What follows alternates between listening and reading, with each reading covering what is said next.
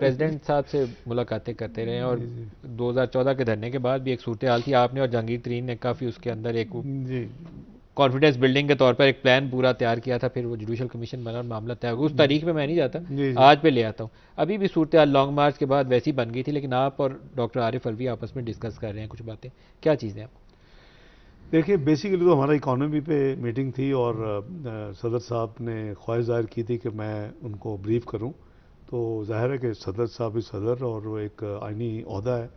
तो मैंने prime minister साहब के नॉलेज में लाया, उन्होंने कहा बिल्कुल आपको मिलना चाहिए और आप उनको आप उनको करें डी ब्रीफ। लेकिन जब आप बैठते हैं तो दूसरी गपें शपें भी हो जाती हैं, पुराने जानने वाले हैं, पार्लियामेंट में हम इकट्ठे रहे हैं, पार्लियामेंट्री कमेटी खासकर इलेक्शन इलेक्टोरल रिफॉर्म्स इलेक्ट्रल वाली रिफॉर्म्स कमेटी की, में। वो उसमें मेरे मेंबर थे, मैं चेयरमैन था, शीरी मज़ारी भी थी, शफकत महमूद भी थे। तो हमने अच्छा खासा काम इकट्ठे किया हुआ।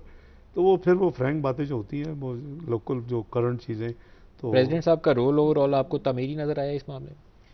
प्रेसिडेंट साहब जाहिर है कि वो यही है कि मुल्क में स्टेबिलिटी, मेरे भी व्यूज़ यही थे कि पॉलिटिकल स्टेबिलिटी वो कहते जी, तो उसके लिए दोनों पार्टीज़ को बात करनी चाहिए। मेरी बात हो सकती है लेकिन वो प्रायर कंडीशन के साथ नहीं, क्योंकि हमारे ये आपने नवाज शरीफ से कंसल्टेशन के जी बाद उनको उनके जवाब दिया जी जी प्राइम मिनिस्टर की और कि मियाँ किसी पेशगी शर्त के साथ बातचीत नहीं जी होगी? ये विदाउट आपने प्रेसिडेंट साहब को बता जी दिया? Without any prior condition.